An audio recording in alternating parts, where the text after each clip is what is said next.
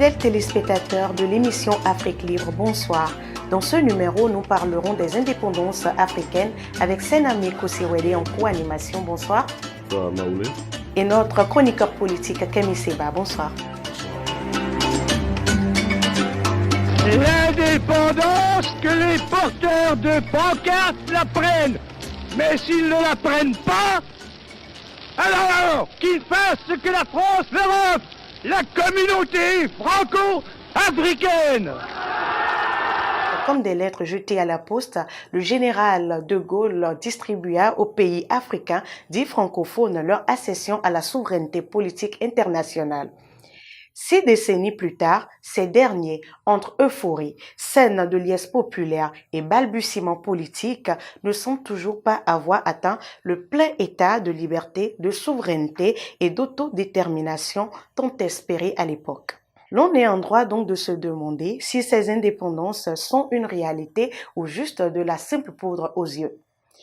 De toute façon, entre réalité et l'heure, notre fidèle chroniqueur géopolitique nous situera beaucoup plus dans un court instant. Alors, Kemi Seba, quel regard avez-vous sur les indépendances africaines et surtout leurs célébrations qui courent actuellement un peu partout? Ma chère Maoulé, rebonsoir. Mon cher Senami, bonsoir. Bonsoir. Et bonsoir à tous les téléspectateurs et toutes les téléspectatrices qui nous regardent sur le continent, chaque fois plus nombreux, et qui font de cette émission l'une des émissions politiques africaines les plus regardées. Et dans la diaspora aussi. C'est vrai, en Afrique francophone, et comme le dit mon cher Senami, dans la diaspora. Tellement de choses à dire que je me demande sincèrement si nos 26 minutes seront suffisantes, mais on va essayer de faire du mieux que nous pouvons.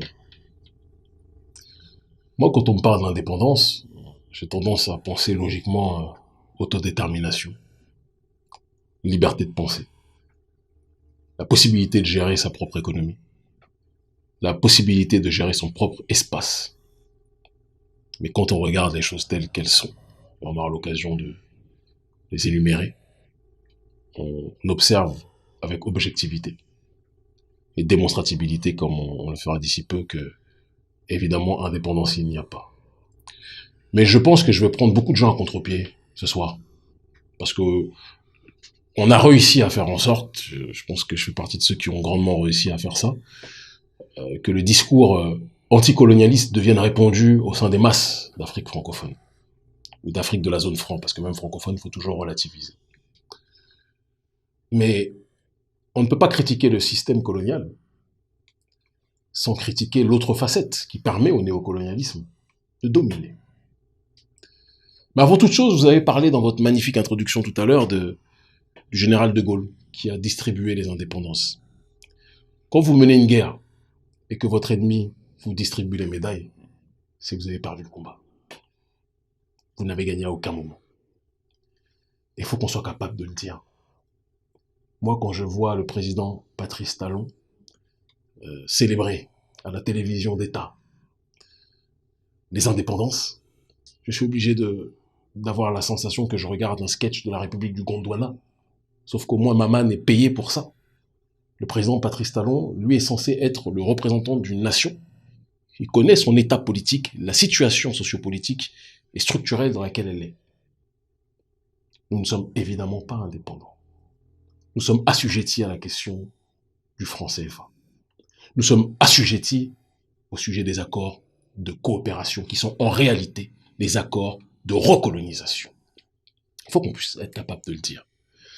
Mais là où je m'inscris, entre guillemets, en faux par rapport au discours dominant, c'est sur la nécessité, qui à mon sens n'est pas assez prise, de prendre nos responsabilités. La France, et encore la France, le prolétariat français n'a strictement rien à voir avec ça, parce que le prolétariat français est paupérisé, souffre profondément, pas au même niveau que le prolétariat africain, mais il souffre. Et c'est le président Thomas Sankara qui disait que les prolétariats d'un côté seront toujours solidaires des prolétariats de l'autre côté. Et c'est le propos que nous disons ce soir.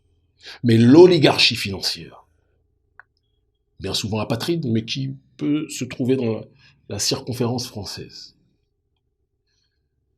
elle est dans un processus colonial, mais elle agit en étant en concubinage incestueux avec l'oligarchie africaine. Et donc, je ne peux pas en vouloir au vautour d'agir comme un vautour. Mais je peux en vouloir au lion de défendre sa maison comme un caniche. Le principe structurel de la servitude volontaire, il faut qu'on soit capable d'en parler. On ne va pas tout le temps dire « Ah, le blanc ceci, le blanc cela ». À un moment donné, il est temps qu'on porte, excusez-moi, je vais le dire avec poésie, mais nos testicules. J'ai été mis en prison au Burkina Faso quand je disais « Il faut qu'on reprenne ce que nous avons dans le pantalon ». Ça n'a pas plu à nos dirigeants. Mais c'est pourtant la réalité. L'impérialisme français a besoin des ressources sur le continent africain. On le sait. On ne va pas demander à un vautour d'agir comme un pigeon. Mais on doit par contre demander au lion de cesser d'agir comme un caniche, ou un labrador, ou un chihuahua.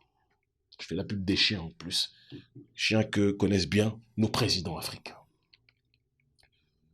On doit avoir la dignité et l'intégrité politique et morale d'interroger, de questionner, pour ne pas dire de secouer médiatiquement et politiquement ceux qui sont les premiers responsables de ce qui nous arrive, en l'occurrence nos présidents. Oui, l'ennemi qu'est l'oligarchie apatride occidentale, et plus particulièrement l'oligarchie française, est puissant. Il dispose de moyens coercitifs illimités. Nous le savons, nous le constatons. Mais qu'est-ce que nos dirigeants aujourd'hui font pour résister face à cette situation? En Afrique francophone, je suis obligé de mettre ma main et de regarder. Je mets la loupe pour agrandir. Mais je ne vois pas de changement profond. Dire cela ne signifie pas qu'il n'y a que de la mauvaise volonté parmi nos dirigeants, parce qu'il faut qu'on soit aussi capable d'avoir une analyse équilibrée. Quand vous discutez avec beaucoup de directeurs de cabinet d'un certain nombre de chefs d'État, que je ne citerai pas pour ne pas leur faire perdre leur emploi, mais qui viennent vers nous, entre guillemets, les subversifs médiatiques, mais dont ils ont bien besoin de nous quand il s'agit de comprendre les motivations de la jeunesse africaine, nos revendications sont beaucoup plus entendues qu'on ne peut l'entendre. Mais à la tête de l'État, certains font le choix de maintenir le statu quo, parce que le statu quo bénéficiera toujours aux bourgeoisies qui ont fait fortune dans le cadre de ce système néocolonial. Il y en a qui ont peur que si on change, on quitte la plantation, il y a une dévaluation par rapport à leurs ressources, par rapport à leurs richesses, parce que c'est aussi ça, le système de la zone franc. Et donc, est-ce qu'il y a indépendance en Afrique francophone? Non. Il n'y a pas indépendance. Certains, je parlais avec une sœur amie qui travaille à la BBC Afrique, et qui me disait qu'aujourd'hui, on est en train de voir certains présidents d'Afrique francophone, plutôt que d'aller au clash frontal sur le processus de l'autodétermination, songer à aller de la zone francophone à la zone anglophone. Certains pays d'Afrique francophone, comme le Gabon notamment, veulent aller vers le Commonwealth. Alors, est-ce que aller d'une zone culturelle exogène à une autre zone culturelle exogène, c'est ça le processus d'autodétermination? Je ne pense pas. Mais je tends l'oreille quand même à ce qui se fait. Et nous reconnaissons sur ce terrain-là que certains, sans avoir le courage d'être dans le frontal, se disent que peut-être on peut essayer de les dribbler en allant dans d'autres zones. Toujours est-il que le processus d'autodétermination n'est pas effectif. Il est très effectif au sein des populations. On le voit en Centrafrique, on le voit au Mali, on le voit au Burkina Faso, on le voit au Sénégal, on le voit au Bénin. En Côte d'Ivoire. Pas à la Marina, hein, mais ici. Au Côte d'Ivoire, on le voit sur un segment de la société, non négligeable. Et tôt ou tard, on le verra dans toute l'Afrique francophone. C'est l'objectif. C'est la mission de notre vie. Mais il faut qu'on arrête d'accuser le mal d'agir comme le mal, mais qu'on condamne ceux qui devaient agir bien et qui se comportent comme les esclaves, pour ne pas dire les collaborateurs du mal. Une civilisation est détruite par l'extérieur que si elle est rongée de l'intérieur. Arrêtons de scander notre état de victime et comportons-nous comme des entités qui veulent retrouver leur liberté sans la mendier. Voilà ce que j'ai à dire en guise d'introduction réflexive. D'accord, monsieur Kémy Séba. Bon, lorsque vous demandez à nos dirigeants de cesser, enfin, d'afficher vraiment une réelle détermination anticoloniale, donc des velléités souverainistes, est-ce que quelque part, c'est pas les envoyer à l'abattoir, à la Sankara, à la Lumumba, à la Marion Gouabi au Congo, etc. Est-ce que c'est pas leur demander quelque part d'aller au suicide que de le faire? Vous avez l'impression que moi je suis un suicidaire? Donc, pas moi, forcément, pas ma personne, mais nombre de nos téléspectateurs le disent. Ah bon, il y en a beaucoup à travers les commentaires sur votre chaîne officielle YouTube. Oui. Certains vous considèrent comme un suicidaire. Hein. Et beaucoup d'autres nous considèrent comme des résistants. C'est important aussi de le dire. Vous savez, quand on parle de l'abattoir, on parle de la fin de ces gens. Ces gens-là sont morts, n'est-ce pas? C'est un drame de mourir. Mais vous n'allez pas mourir. Nos présidents, juste pour ah bon, tout le monde ne veut pas mourir précocement. Il y en a qui vont mourir parce qu'ils auront trop collé la petite. Peut-être ils seront morts avant d'autres qui mourront à 70 ans. Il y en a qui vont mourir d'un accident de voiture. Il y en a qui vont mourir comme les Ahmed Bakayoko qui pourtant ne sont pas rebellés contre l'impérialisme. Loin de là. Même si Ahmed était beaucoup plus proche du peuple, et je sais de quoi je parle, que son président Alassane Dramane Ouattara. Petite pichenette pour lui. Mais il est important qu'on puisse rappeler les faits. Nous allons tous mourir. Il faut aussi à un moment donné qu'en Afrique on se rappelle l'ordre des priorités. La question n'est pas de savoir si on meurt ou si on ne meurt pas, nous mourrons tous. Je ne le souhaite pas. Je veux que, Sénami, vous viviez le plus longtemps possible, puisque je sais que l'homme noir, plus il vieillit, la femme noire, plus ils vieillissent, plus ils sont beaux. Vous êtes déjà beau, hein, je ne dis pas le contraire. Mais vous le serez encore plus demain. Amen. Je l'espère. Et le but, c'est que vous ayez des enfants. Voilà. Mais peut-être que vous allez mourir avant moi. Qui sait? Maoulé, la sublime Maoulé que vous êtes, j'espère que vous aurez des petits-enfants. Amen. Mais peut-être, et je prie pour que non, mais que Dieu décidera que vous partirez avant moi. Donc la question n'est pas de savoir si on va mourir ou pas. La question est de savoir qu'est-ce qu'on va faire pendant qu'on est vivant.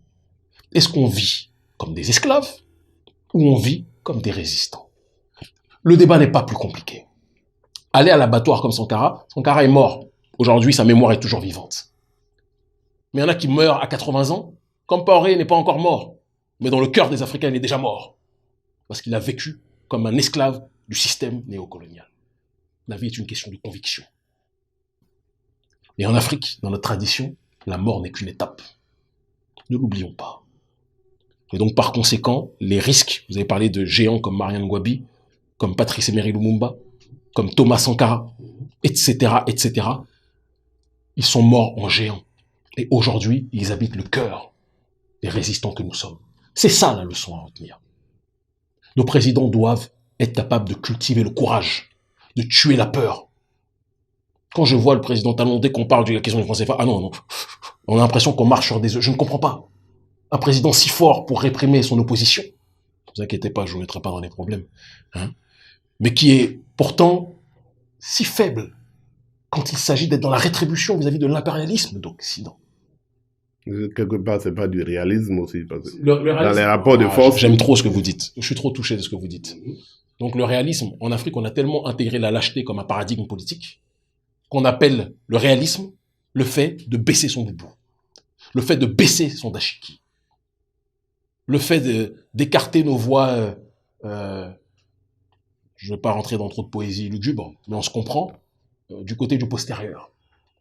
Ça, c'est devenu le réalisme politique. Ben moi, si c'est ça le réalisme, je préfère être un rêveur. Si le réalisme, c'est d'accepter, d'encaisser de l'extérieur de nos adversaires politiques, des pilleurs de nos ressources, eh bien, je préfère être en effet opposé à ce réalisme-là. Moi, je suis désolé. Il y a des gens qui prennent leurs responsabilités. Le président de Madagascar, dont on voit la tête ici, prend ses responsabilités. C'est risque et péril. À ses risques et périls. Mais on marque l'histoire en fonction des risques que l'on prend. Moi, quand j'étais jeune, on me disait, si tu t'engages sur cette voie, tu iras en prison. Je suis allé en prison 4 fois. Et après, je suis interdit de rentrer dans 4 pays par les dictateurs de la France-Afrique qui ont peur de notre audience. Et après, je suis surveillé par les services français et aussi les services africains, y compris de mon propre pays. Et après, ceux qui vivent avec la peur sont déjà morts. C'est un élément à retenir. Alors Camille, à suivre vos propos, tout à l'heure, vous avez traité notre indépendance actuelle de sketch. Selon vous, quelle serait la réelle définition de l'indépendance africaine? La réelle définition de l'indépendance africaine, c'est lorsque les principes d'autodétermination économique, d'autodétermination politique et d'autodétermination militaire sont réunis. L'autodétermination économique, comme nous le savons tous, n'est pas présente aujourd'hui à travers la problématique du franc CFA pour laquelle nous risquons nos vies. L'autodétermination militaire et l'autodétermination politique n'est pas non plus effective à travers la tenue constante des accords de coopération qui sont brandis ça et là, un peu partout, mais qui sont en réalité, lorsqu'on les étudie dans le fond, les accords de recolonisation et de pouvoir partagé entre les élites prédatrices françaises et les élites prédatrices corrompues africaines. Et donc, tant qu'il y aura une impossibilité de réunir ces trois facteurs comme trois boules de cristal quelque part, en aucun cas, on ne pourra parler d'autodétermination. Et je pourrais rappeler aussi, parce que c'est important, l'autodétermination sur le terrain métaphysique, sur le terrain culturel, parce que tôt ou tard, il faudra qu'on y arrive. Nos pères de l'indépendance disaient que les micronationalistes, c'est une chose, mais qu'il faudra que tôt ou tard, on arrive du nord au sud, de l'est à l'ouest, à la possibilité d'avoir une langue commune sur le continent africain. Même Kadhafi le disait. Nkrumah le disait, même Kadhafi le disait. Et beaucoup parlaient du Swahili. Il faut qu'on soit capable, moi quand je vois les Chinois, je suis fier de les voir. Vous comprenez? Ils sont dans leur monde, dans leur paradigme. Les Perses, pareil. Il faut qu'on soit capable de proposer un autre schéma aussi civilisationnel. L'indépendance passe par là. Mais ça ne sert à rien. Par exemple, si on commence à parler Swahili, mais que 90% des gens, enfin 90% que beaucoup ne le parlent pas, on n'aura rien pigé. Il faut y aller étape par étape. C'est peut-être nos enfants qui auront cette capacité-là. Nous, aujourd'hui, nous sommes dans une zone, entre guillemets, dite francophone. Ça nous permet d'être compris de toute l'Afrique de l'Ouest dite francophone, de toute la diaspora francophone, d'accord? Les Caraïbes. Et d'ailleurs, j'ai dit la dernière fois, vous me permettez de corriger, j'ai dit que M. Joseph était martiniquais, le professeur Joseph, Henri Joseph. Non, il est guadeloupéen. Ça, c'est important de le préciser aussi pour la petite correction. Donc, il faut un processus de changement réel dans le fond et dans la forme, un processus théorique et mis en pratique à travers des formations. On a des écoles. Les écoles de Ekolodja, par exemple, qui est une école panafricaine du côté du Ouida, faite par la famille Dja. Une école exceptionnelle, on va voir quelques images. On forme les enfants. On les éduque au patriotisme. On les éduque au panafricanisme. C'est la voie du succès. Nos élites ont été formatées dans un paradigme extérieur. Et on dit toujours que celui qui définit la circonférence de vos connaissances définira le diamètre de vos actions. Et donc, par conséquent, il est important de changer le braquet sur cette question. Donc, vous ne sembliez pas du tout d'accord avec le président Talon quant à enfin, la célébration de l'indépendance au Bénin. Mais néanmoins, dans son discours, il a reconnu, comme vous, que en réalité, nous ne sommes pas encore indépendants. Mais... Et c'est d'où, d'ailleurs, il en a appelé aux actions de développement afin d'arracher progressivement cette indépendance qui, jusque-là, n'est que nominale. Donc, bon, un peu à sa décharge. Monsieur le pro-talon, vous me... On se connaît. Non, c'est de l'objectivité. Oui, l'objectivité talonienne en République de Patrice Talon, au royaume de Talon. Vous savez, mon cher Sénami, bien sûr qu'il reconnaît qu'on n'est pas encore complètement souverain, puisque lui-même participe au manque de souveraineté, en virant des hauts fonctionnaires qui se prononcent contre le franc CFA. Je vous le dis les yeux dans les yeux. En les virant. Monsieur Yves Augan. Oui, quand ils ont le tort de se prononcer contre le franc CFA, ou en mettant en garde à vue votre interlocuteur, le modeste, le petit, l'insignifiant Kémy Séba, qui lorsqu'il revient d'une mobilisation contre le néocolonialisme et contre la France-Afrique en Côte d'Ivoire, le ponte de la France-Afrique, M. Ouattara, se plaint auprès de son ami, Patrice Talon, et le Patrice Talon fait menacer le petit Kémy Séba par son ancien ministre de l'Intérieur, Saka Lafia. Ou Saka Mafia, tout dépend de quel côté du Mans on se place. Je ne me permettrai pas ce genre de choses. Moi, je vous dis simplement ce que j'ai entendu. Moi, je suis quelqu'un de très poli, donc c'est Saka Lafia. Mais vous l'avez toujours reconnu, qui vous ont accueilli royalement à l'aéroport. Oui. Ils m'ont reçu avec les honneurs à l'aéroport, en espérant que je ne parle jamais contre les dérives du régime. Mais dès lors que j'ai commencé à critiquer la gestion du port qui était confiée à des Occidentaux au lieu d'être confiée à des opérateurs économiques africains, parce que notre président, le panafricanisme, quand c'est pour participer à des congrès bidons, il le fait. Mais quand il s'agit de confier des marchés importants à des opérateurs économiques africains, il préfère les donner aux Européens ou aux Chinois.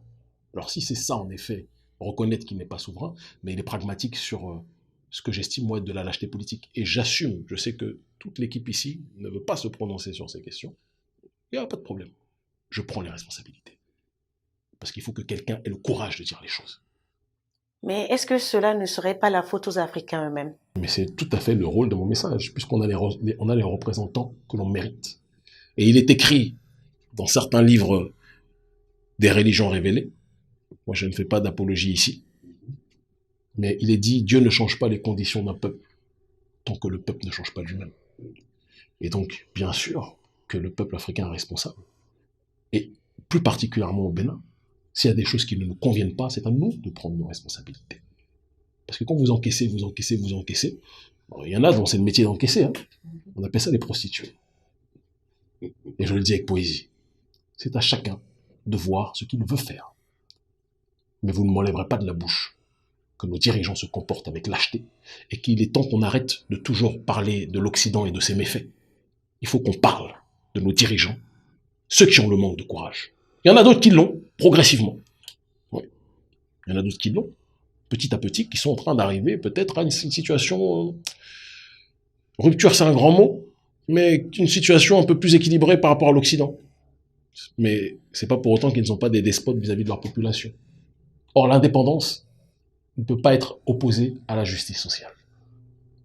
Parce que l'indépendance, c'est être indépendant du système de prédation capitaliste qui a asphyxié nos ressources et qui nous a transformés en petites piles à énergie qui fournissent toute leur force de travail à un système. Aujourd'hui, l'indépendance, c'est se débarrasser de ce système prédateur. Et ce n'est pas de la théorie, c'est de la pratique. Demandez à des pays comme la Bolivie, demandez à certains pays en Amérique latine, qui ne sont pas tous les plus à plaindre en ce qui concerne, entre guillemets, le développement. Il y a à méditer sur ces questions. Alors Camille, une autre question me passe par la tête, c'est si vous étiez à la place de ces dirigeants, quel serait le premier pas que vous auriez posé pour un début de changement? Le premier pas serait déjà de rompre les accords de coopération. Il faut arriver au pouvoir avec un acte fort. Le problème, c'est que nos dirigeants, lorsqu'ils arrivent au pouvoir, le pouvoir en Afrique est tellement étourdissant, parce qu'on passe d'une situation plus ou moins normale à le pouvoir de vie ou de mort. Ce qui fait que même des gens milliardaires comme Talon, qui étaient riches avant d'arriver au pouvoir, ils se rendent compte que non seulement il était riche avant, mais là, il a le droit de vie ou de mort. Il n'a plus de concurrent.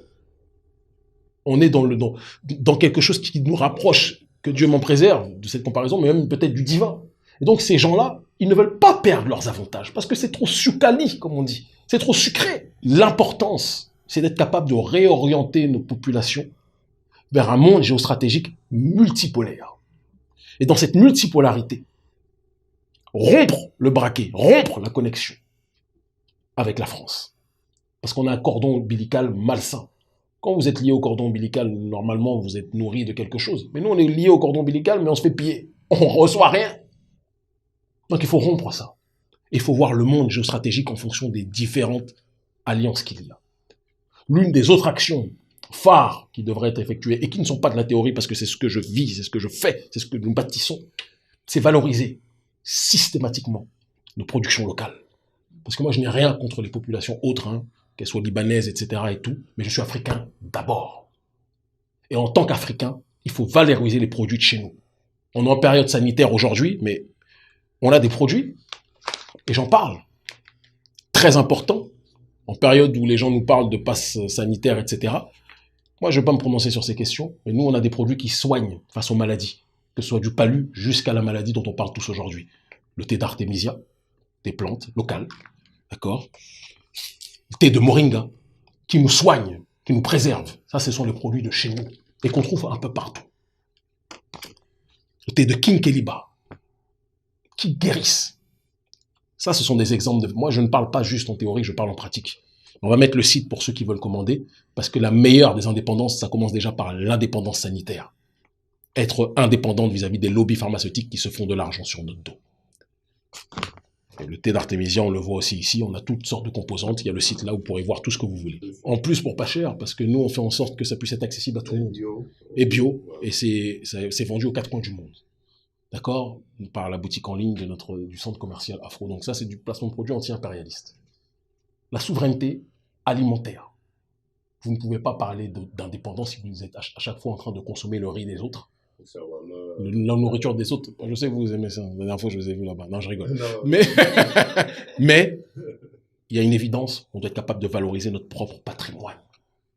Sans quoi on n'ira nulle part. Et même si on veut prendre, et je terminerai par là, la nourriture des autres, faisons-la avec nos aliments à nous, pas avec leurs aliments à eux. C'est comme ça que l'autodétermination se construit, entre autres.